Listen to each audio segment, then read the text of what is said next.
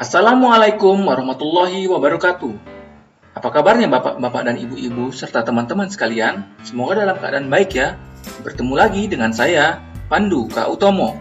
Dan pada kesempatan kali ini saya akan membawakan video tentang manajemen ASN sebagai bagian dari tugas saya mengikuti Latsar CPNS Angkatan 17 tahun 2020 di Samarinda. Bicara tentang manajemen ASN, kita harus mengerti tentang visi Indonesia menuju 2045, yaitu Indonesia yang mandiri, berdaulat, adil, dan makmur, di mana ini mempengaruhi arah reformasi birokrasi dan kelembagaan. Pertama, struktur kelembagaan yang adaptif dan kolaboratif. Kemudian, ada tata kelola yang terbuka dan partisipatif. Kemudian, ada juga SDM ASN yang profesional dan berkualitas. Terdapat amanah Undang-Undang Nomor 5 Tahun 2014 terkait manajemen ASN. Pertama, perubahan pendekatan, di mana ini tentang Human Resource Management. Kemudian, ada juga tentang perubahan sistem dari Closed Career System menjadi Open Career System. Dan terakhir, ASN sebagai profesi, di mana memiliki standar pelayanan profesi, nilai dasar, kode etik, kode perilaku, dan pendidikan. Jadi ketika hal ini harus dikuasai dalam mengerti tentang manajemen ASN.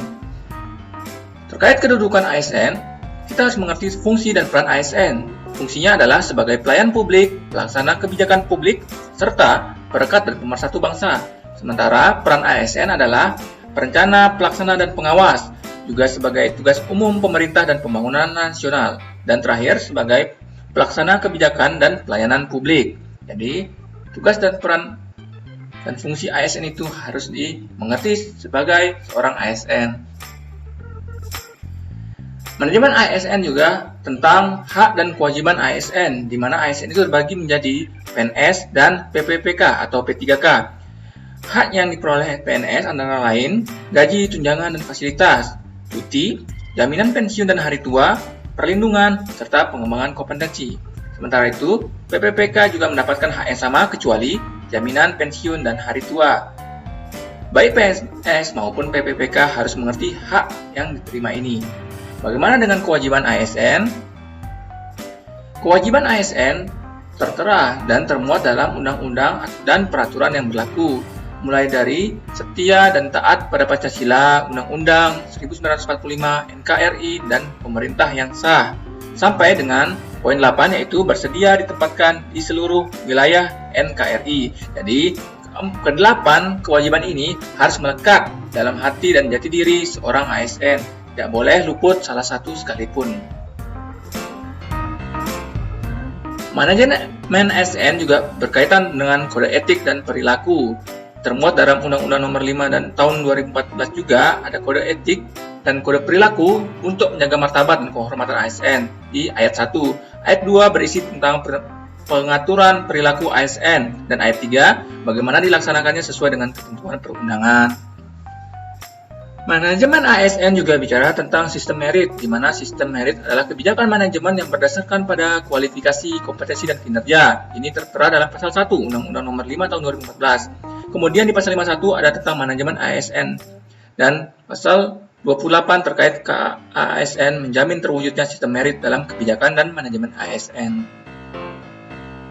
Sistem informasi ASN juga berkaitan dengan manajemen ASN, di mana ada 4 poin. Yang pertama, bersifat nasional dan terintegrasi. Kemudian, pembangunan dan pemutahiran secara berkeadilan disampaikan ke BKN. Ketiga, berbasis teknologi informasi yang mudah diakses dan diimplementasikan, dan terakhir dikelola oleh BKN. Dari materi yang saya dapatkan di pelatihan, ada refleksi dan internalisasi yang saya dapatkan. Yang pertama, pentingnya memahami kedudukan ASN di antara hak dan kewajiban yang melekat tersebut. Kedua, ASN berperilaku harus sesuai dengan kode etik dan perilaku ASN yang diatur undang-undang. Ketiga, sistem merit menjadi sistem yang menjaga profesionalisme, keadilan, dan terwujudnya kualitas ASN. Dan terakhir, adanya sistem informasi ASN harus dilakukan demi kehandalan data yang terintegrasi. Terkait rencana aksi, ada beberapa hal yang akan saya lakukan. Pertama, melaksanakan tugas dan kewajiban berlandaskan dengan hak kewajiban ASN yang diatur oleh undang-undang. Kedua, mengedepankan kode etik dan perilaku ASN. Ketiga, mendukung berpartisipasi dalam sistem merit. Dan terakhir, tertib administrasi demi tata kelola yang baik. Demikian video dari saya. Sampai berjumpa di lain kesempatan dan terima kasih. Wassalamualaikum warahmatullahi wabarakatuh.